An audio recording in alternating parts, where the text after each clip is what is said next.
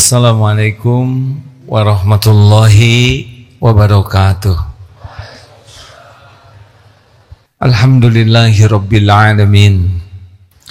Alhamdulillahilladzi anzala sakinah fi qulubil mu'minin liyajdadu imanan ma'a imanihim.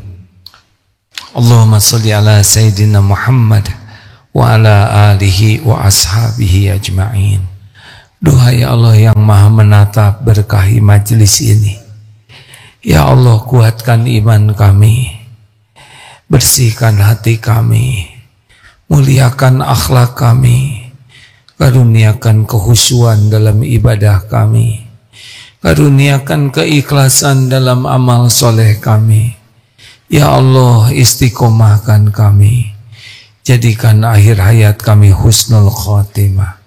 Taqabbal minna ya karim, innaka antas samiul alim. Amin. Baik, akan dibacakan sebuah hadis. Ini sahih. Saya amat tertarik dengan hadis ini karena hadis riwayat Imam Ibnu Majah nomor 3925. Hadis dari Imam Ahmad disahihkan oleh Al-Albani dalam Sahih At-Targhib wa Tarhib. Jadi ini hadis ini sahih, bisa kita pegang. Kasih kisah ini Tolha bin Ubaidillah, yaitu tentang dua orang yang bersaudara. Diriwayatkan dari Tolha bin Ubaidillah radhiyallahu anhu, ada dua orang dari suku Quda'ah yang datang menemui Rasulullah dan masuk Islam bersama-sama. Jadi ada satu suku, dua orang ini masuk Islam bersama. Salah seorang di antara mereka sangat giat dalam ibadah dibanding yang satunya. Dan kemudian yang giat ibadah itu ada panggilan bertempur pada waktu itu, panggilan berjihad dan meninggal di medan perang, syahid. Sedang saudaranya yang lain masih 1 tahun lebih lama, lalu meninggal juga dalam keadaan wajar. Tolha melanjutkan, suatu malam aku bermimpi melihat diriku berada di depan pintu surga. Dan aku melihat kedua orang tersebut berada di dalam surga. Namun yang masuk ke surga lebih dahulu bukan yang mati syahid, melainkan yang meninggal belakangan. Lalu yang mati syahid baru masuk sesudahnya. Sesudah itu ada suara yang berkata kepadaku, belum waktunya bagimu untuk masuk surga. Maka aku pun terbangun. Ketika Tolha menceritakan mimpi ini kepada Rasulullah SAW, beliau menjelaskan. Kan Tolha ini heran, kenapa yang mati syahid yang ini, yang duluan ke surga yang itu? Lalu Rasul menjelaskan, bukankah yang meninggal terakhir itu hidupnya 1 tahun lebih lama dari yang mati syahid? Jadi sholatnya lebih banyak, zikirnya lebih banyak, baca Qur'annya lebih banyak, dan dapat Ramadan, saum, dapat, kalau dapat Lailatul Qadar tidak tertandingi lagi.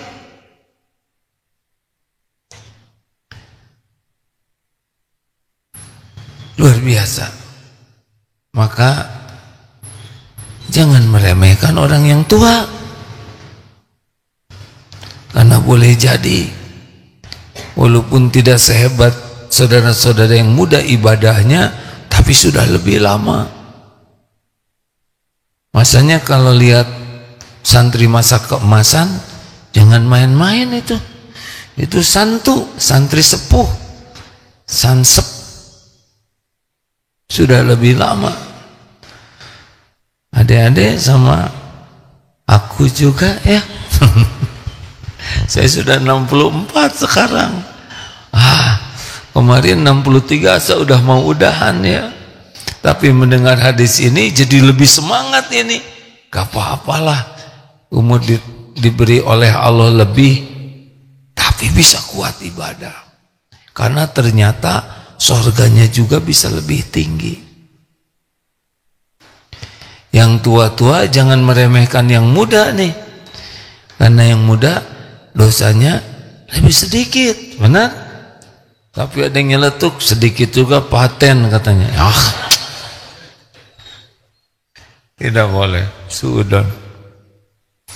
Baik rekan-rekan, tadi sudah kita bahas man soma Ramadana imanan wahtisaban gufirolahu ma taqaddama min dzambi.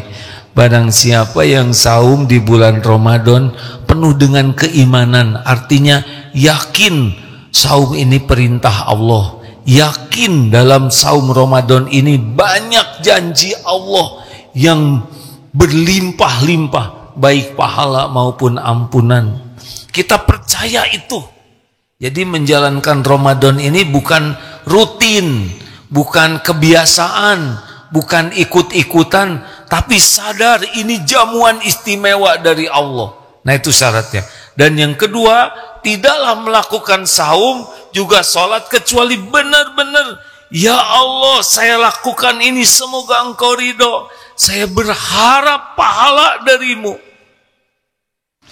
Tidak ada menginginkan penilaian makhluk, pujian, penghargaan, penghormatan, popularitas. Bersih, bersih. Ya Allah saya lakukan ini hanya karena engkau.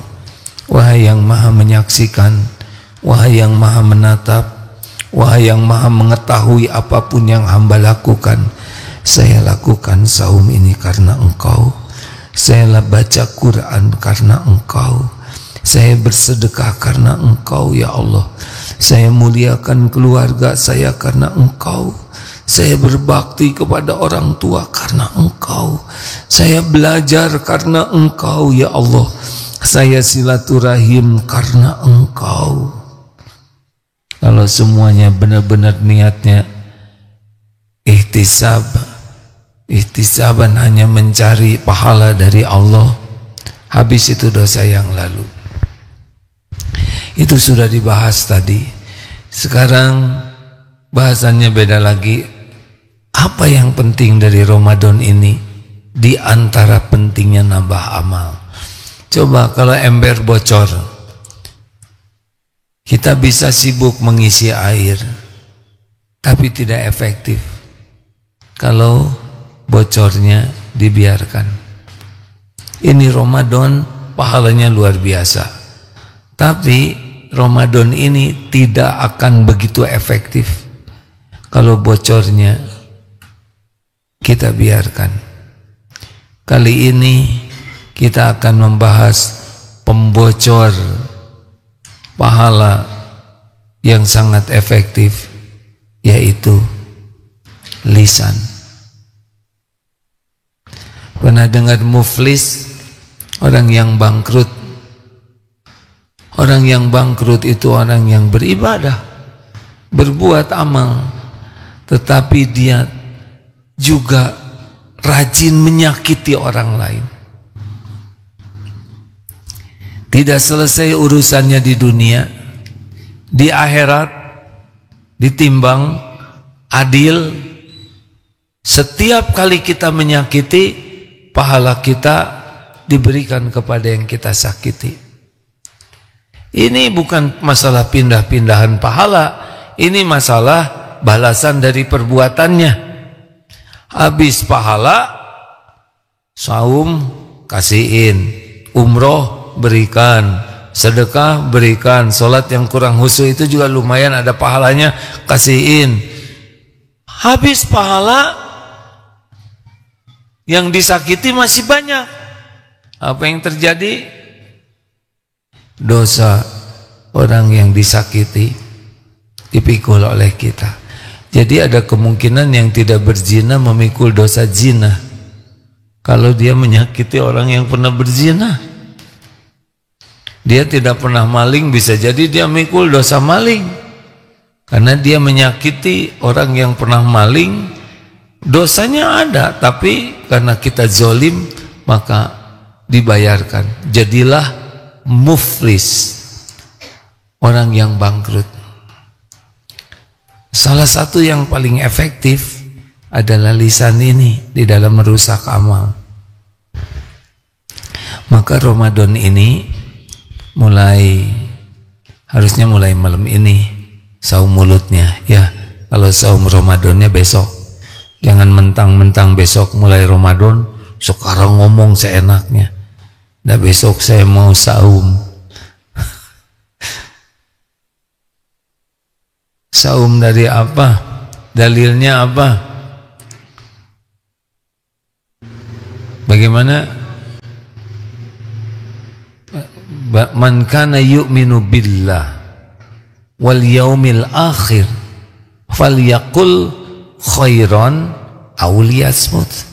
Barang siapa yang beriman kepada Allah dan hari akhir, hendaklah bicara baik atau diam. Pilihannya cuma dua, bicara baik atau diam. Di luar itu apa? Sia-sia. Dan yang parah, maksiat. Jadi rankingnya begini, bicara baik itu lebih baik daripada diam. Tapi kalau tidak bicara baik, maka diam lebih baik. Gini, bicara baik itu ranking tertinggi, di bawah itu diam. Pilihannya cuman ini, orang beriman itu. Yang di sini udah kurang imannya, sia-sia. Dan yang paling bawah bicara maksiat. Kalau orang banyak bicara sia-sia, min husni islamil mar'i tarkuhu malayani. Di antara ciri kualitas keislaman seseorang, meninggalkan perkataan dan perbuatan sia-sia. Jadi saum dari apa? Saum dari sia-sia dan saum dari maksiat. Jadi pilihan kita cuma dua saja. Apa?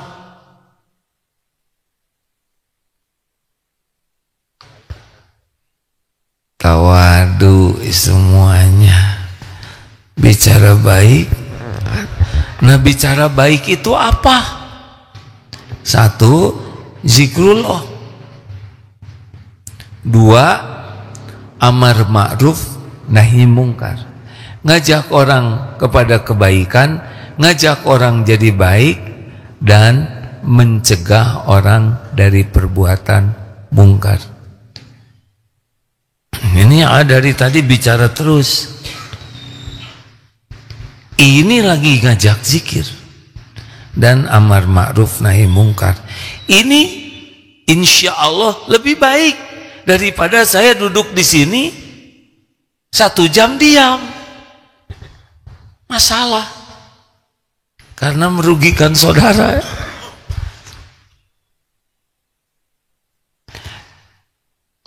Baik, sekarang secara sederhana, saum dari apa?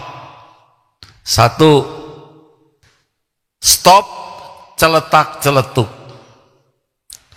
Perkataan spontan, sekenanya,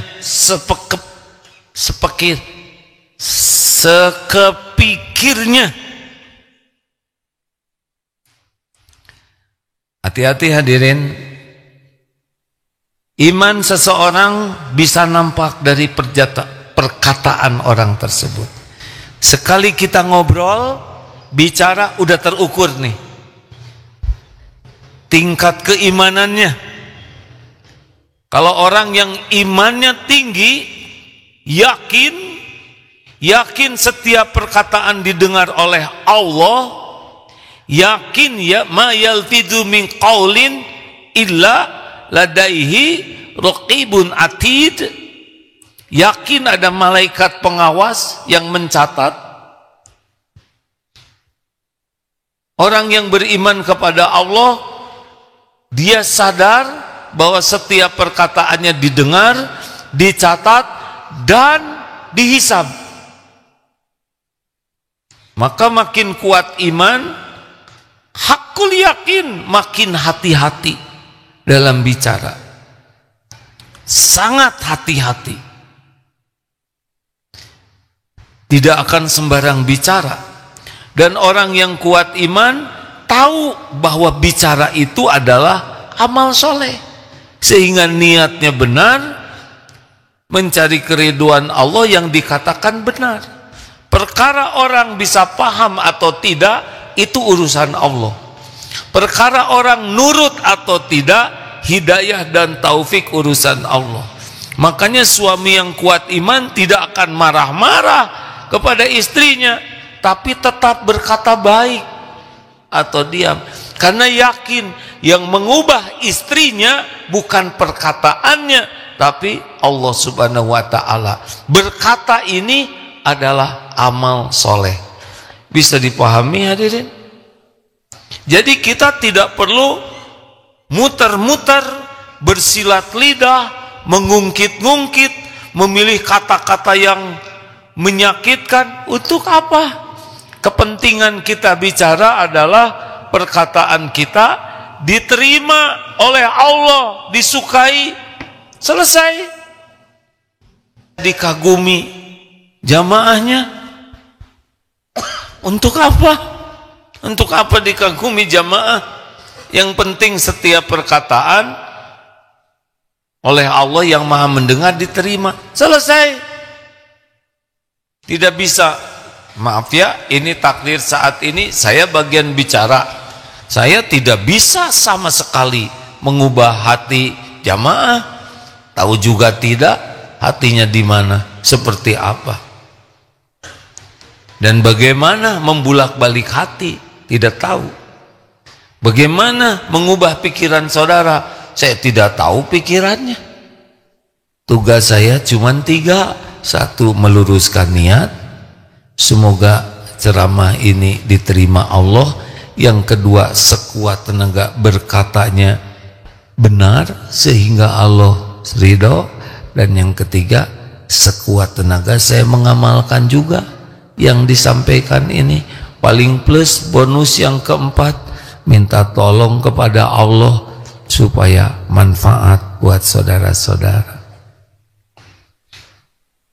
Jadi tidak usah pakai puisi, saudara-saudara. Susah puisinya. Harus ujungnya i semua. Jagalah hati, jangan kau kotori. Jagalah hati. Udah jadi sama aja dengan ceramah tadi. Ibu-ibu, Bu, gak usah ngungkit-ngungkit kesalahan suami. Ketawa. Gak diungkit-ungkit juga, kami masih ingat. Tinggal ibu doakan suami jadi soleh. Makin cerewet, maaf ya, perkataan cerewet ini kurang bijaksana ya. Makin bawel itu juga sama. Sebetulnya hanya nambah dosa. Apakah dengan cerewet mengungkit-ungkit bisa merubah hati suami? Jawab, tidak, Bu. Justru dari sini neken ke atas. Mual maksudnya. Kalau ibu ingin membulak-balik hati suami, ibu bicara dengan perkataan yang disukai Allah. Allah yang membulak-balik hati suami. Nasihat ke anak, mau bicara apa? Allah tahu kelakuan kita sebagai orang tuanya. Jangan sampai nasihat kita untuk diri sendiri saja enggak mempan. Baik, kembali. 1, jangan celetak-celetuk. Cukup 1 patah kata. bisa membuat suasana jadi rusak. Cukup satu patah kata untuk membuat orang terluka hatinya. Cukup satu kata-kata rumah tangga bisa pisah. Cukup satu patah kata bisa masuk neraka. Kalau perkataan itu membuat kita murtad. Benar? Jangan celetak, celetuk. Tahan. Kalau kita nahan mulut kita, tidak ada kata-kata bohong keluar. Betul? Aman.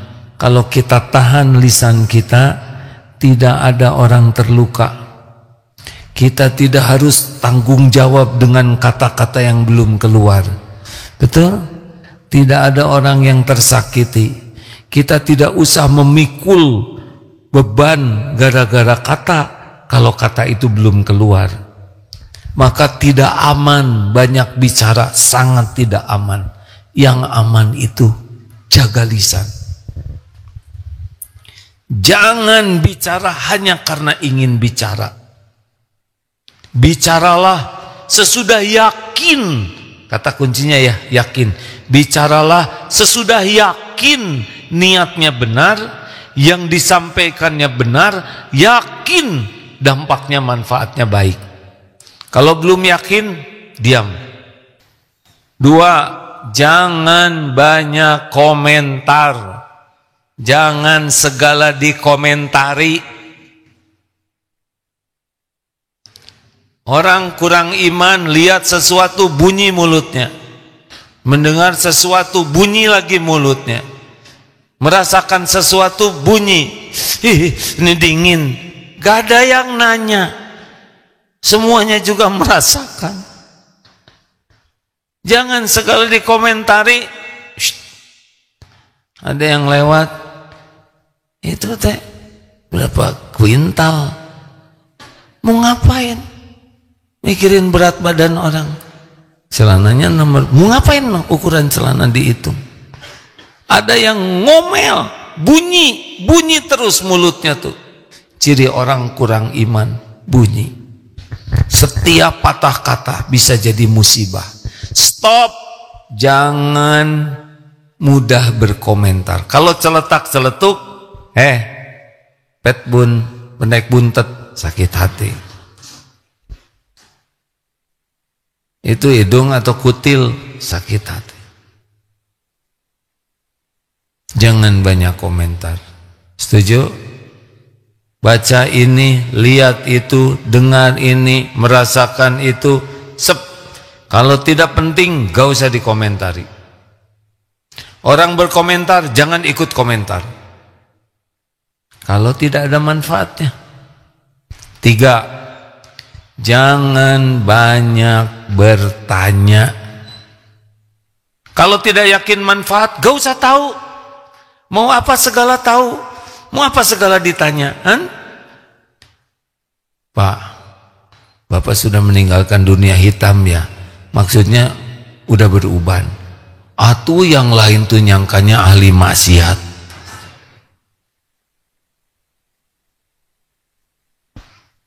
Udah punya anak belum? Mau apa nanya? Kalau mau nikah sok nanya. Jangan iseng reuni tuh. Mana anaknya, mana suaminya, mana istrinya, belum tentu ada, belum tentu sudah punya. Gak usah segala ditanya.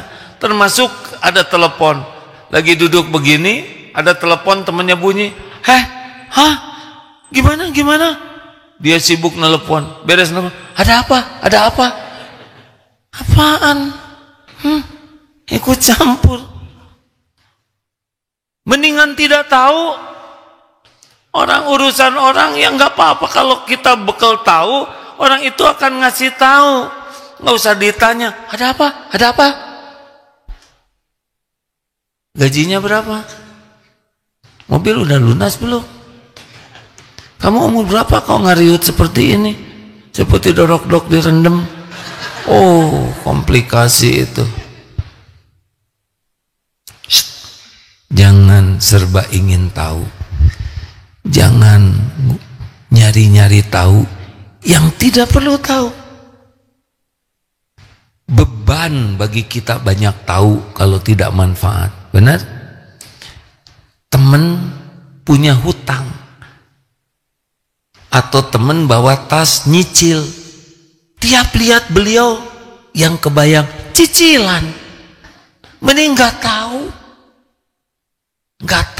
enak hadirin, nggak banyak tahu, yang tidak perlu tahu tuh enak, lebih enak menjawab tidak tahu kalau tidak manfaat kita tahu. Jangan banyak tanya.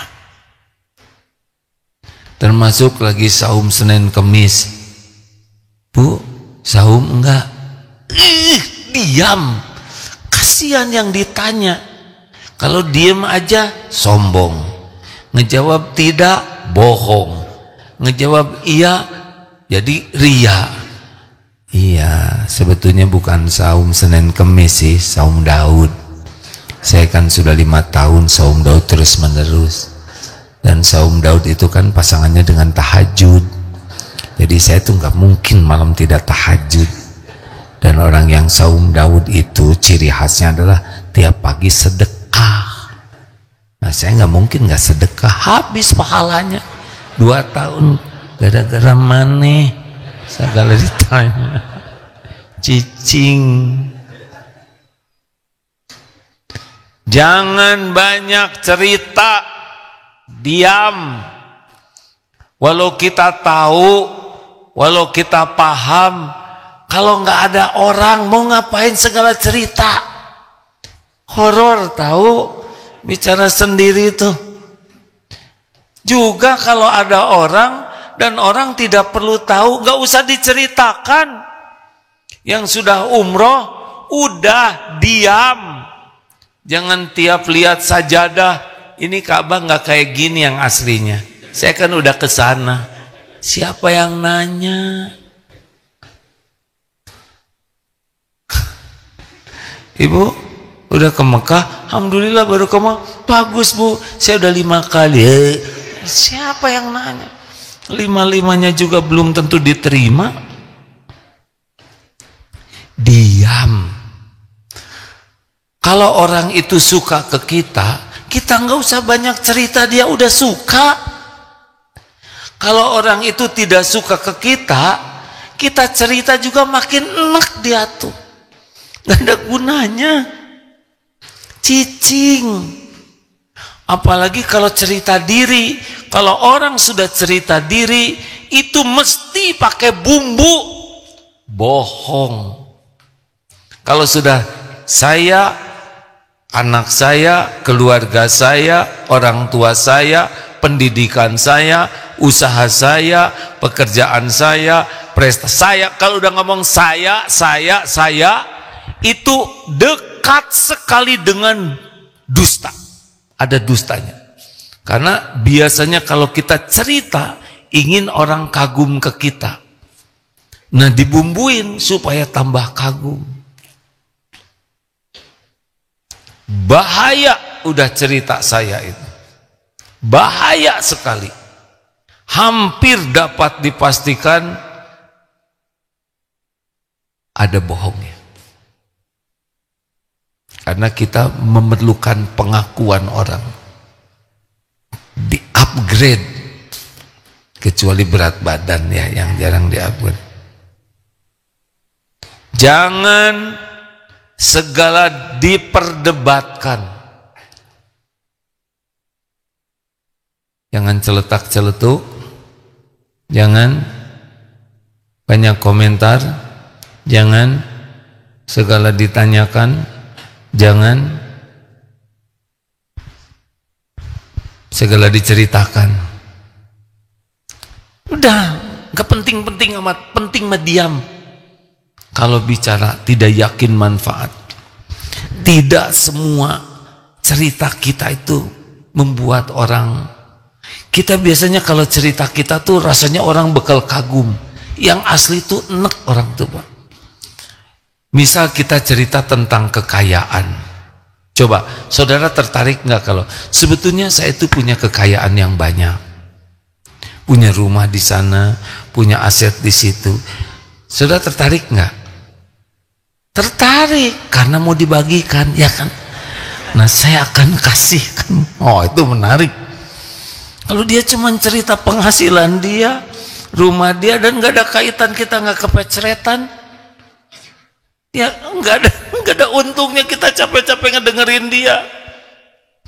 Yang cerita tuh merasa enak, tapi yang mendengar merasa enak. Beda huruf tapi paten. Enak dan enak. Mau dites sekali, dengerin ya Pak ya, ini tes. Bu,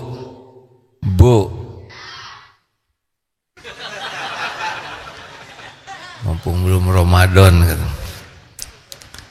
Kalau suami ibu cerita jasanya ke ibu, bagaimana perasaan ibu? Hei istriku, saya suamimu. Saya yang mati-matian membanting-banting tulang, memeras-meras keringat demi kalian. Tiap hari kebutuhan kalian saya yang mencukupi. Ini rumah segini gede enaknya, saya yang beli, saya yang nyicil, kalian tinggal tidur. Itu makan tiap hari tetesan keringat saya. Itu dempul, siapa yang ke toko besi? Saya.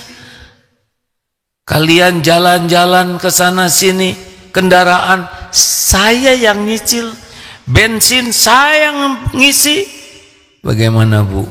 Suami cerita jasanya, apa jadi bahagia atau jadi enek Bu? Jawab. Dengar Raden, waktu cerita enak, serasa hebat, yang dengar enak. Apa dengan cerita begitu ibu makin sayang atau jadi sebel? Waduh, nyebut sebelnya aja dijiwain. Cukup sepatah kata Bu untuk mencerminkan jiwa ibu. Stop. Apalagi jangan berdebat, berbantah-bantahan. Aku jamin rumah di pinggiran surga bagi yang meninggalkan perdebatan walaupun benar. Aku jamin rumah di tengah surga bagi yang meninggalkan dusta walau sedang bergurau. Aku jamin rumah di tempat tertinggi di sorga yang terus memperbaiki akhlaknya. Itu sabda Rasulullah Sallallahu Alaihi Wasallam. Dah mengalah saja. Itu ke Jakarta teh 200 km. Udah kita tahu 170. Ya udah kan baik lah. 170, kamu nggak pernah ngukur. Oh iya, Bang. Kan ada orang yang kalau bicara teh mau menang terus, selalu dominan, paling tahu, paling pintar, nggak mau dikoreksi. Sekian baiklah. Cek saya mah 50 kali 50 teh sama dengan 15. Sekian baik saja. Nah kita berbantah-bantahan ya. Karena ada orang yang memang tidak siap sama sekali. Ada orang yang membantah tuh, biarin. Berbantah-bantahan itu kecenderungannya, kenapa disuruh ditinggalkan walaupun kita benar? Karena kecenderungannya jadi sombong, ujub, merasa paling benar, meremehkan orang lain, dan cenderung bukan mencari kebenaran, tapi sibuk melakukan pembenaran yang dicari kemenangan. Udahlah, sepanjang bukan sesuatu yang prinsip mah miskin baiklah. Halo, ini jeruk teh kurang manis cek saya mah, padahal kita manis. Oh mohon ya mangga beres. Sepak bola harusnya teh 2-0, padahal udah jelas 2-1. Miskin baiklah, mangga si eta teta harus sama tidak main tak. Oh mohon tas kuma akang udah jelas main ya kan, udah istirahat malah dia. Karena ada yang terus dibahas, betul. segala dibahas. Ya cek saya mahnya Presiden Amerika tasi entrum teh itu wajar. Oh mohon mangga beres lah. Kenal enggak? Udah mau ngapain ngebahas entrum? Betul? Nah ayo nanya pertalite dengan oh mangga. Dia sendiri nggak bosen naik sepeda ya kan? Biarin. Bukan tidak boleh, biarin. Lebih cepat selesai, lebih udahan. Oh mohon sukses. Assalamualaikum. Buang waktu. Jangan marah-marah. La taghdab walakal jannah. Ramadan berhenti marah. Sesudah Ramadan cukup satu patah kata Bu diijabah. Sesudah Ramadan bebas tah eta. Matakna gagal. Sesudah Ramadan hilm al-anah. Dua sifat Nabi yang paling dicintai Allah, al-hilm dan al-anah. Bisa mengendalikan marah dan tidak tergesa-gesa. Ayo program Ramadan ini tahan marah. Gimana kalau jengkel? Tahan. Jengkel wajar, sakit hati wajar, tersinggung wajar, kecewa wajar. Yang jangan itu marah-marah. Tidak ada orang takwa pemarah. Bertakwa itu wal ghadi minal ghaidh, menahan marah. Saya sudah minta maaf tapi dia tidak memaafkan. Kan baik. Tugas kita adalah minta maaf. Tapi kira-kira dia memaafkan saya tidak ya? Enggak tahu. Dan enggak usah dipikirin. Mending pikirkan bagaimana kita bisa berbuat kebaikan. Pikirkan bagaimana kita bisa mendoakan. Daripada memikirkan dia memaafkan kita atau tidak, itu bukan wilayah kita. Kita wilayahnya minta maaf dengan ikhlas, berbuat kebaikan sebanyak mungkin, doakan yang baik, udah selesai. Gimana kalau dia tidak memaafkan? Ngajak berdebat ya. Tetap baik. Misal bapak minta maaf sama istri, istri tidak memaafkan, ya udah fokus aja jadi suami yang baik. Tetap lemah lembut. Lemah lembut, pengen dimaafin dia, tidak ya. Kan baik. Tetap aja lemah lembut, kuncinya lemah lembut. Ini saya mohon maaf ya lelaki, ingat ya, wanita itu dibuat dari tulang. Siapa yang nyebut tulang kering, Kira-kira tulang kering di kaki, kejauhan. Astagfirullahaladzim. Tulang rusuk yang paling atas nih, yang paling bengkok. Tapi memang di sini jadi deket ketiak gitu. Tuh gosip pantas bau, bukan. Di sini itu artinya dengerin, kalau dikerasin patah, dibiarkan tetap bengkok, digimanain coba Pak? Apa Pak? Disayang. Kenapa ngomongnya ragu-ragu?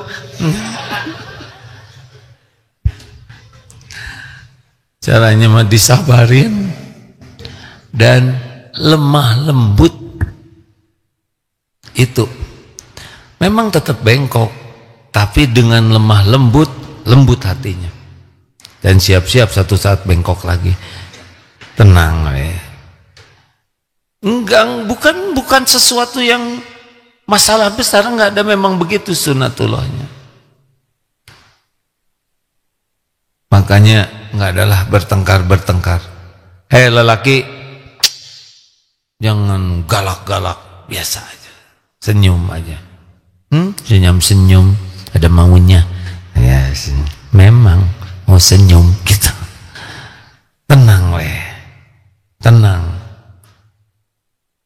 Ibu juga begitu, ya Bu.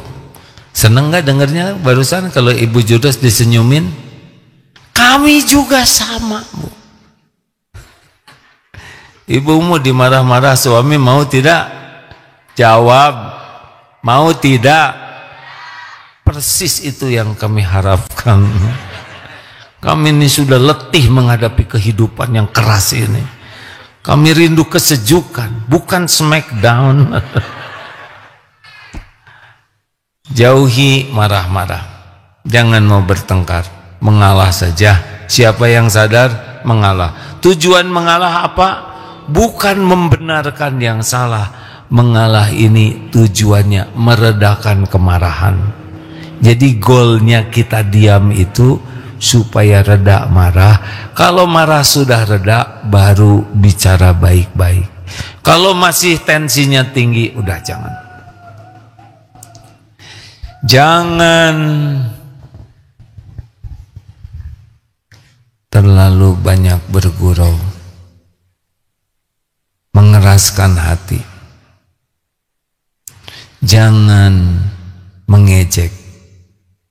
Tidak boleh mengejek siapapun.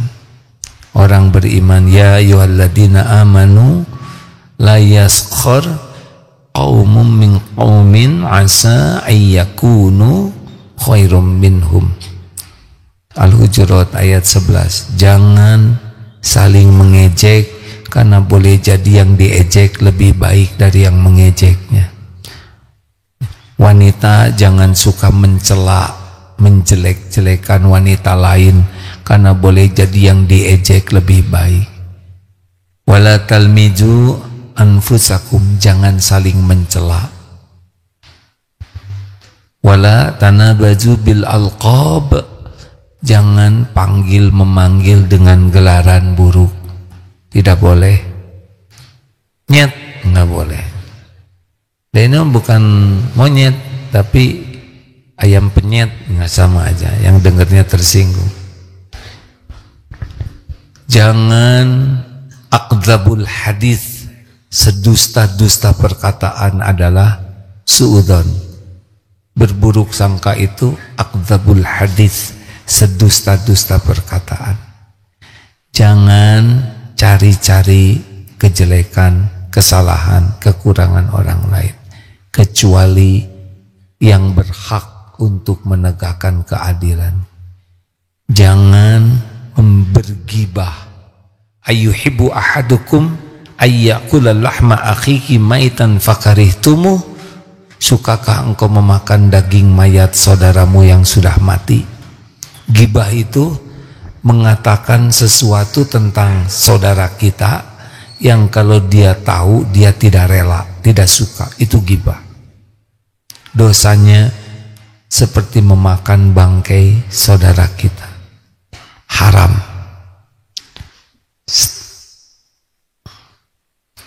Barang siapa yang terjaga lisannya, lebih mudah untuk berzikir.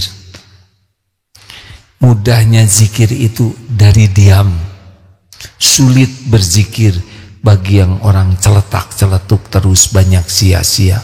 Lebih sulit lagi berzikir bagi orang yang mulutnya banyak maksiat.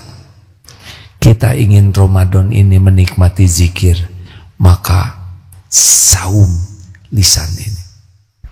Siap? Bismillah. Terima kasih.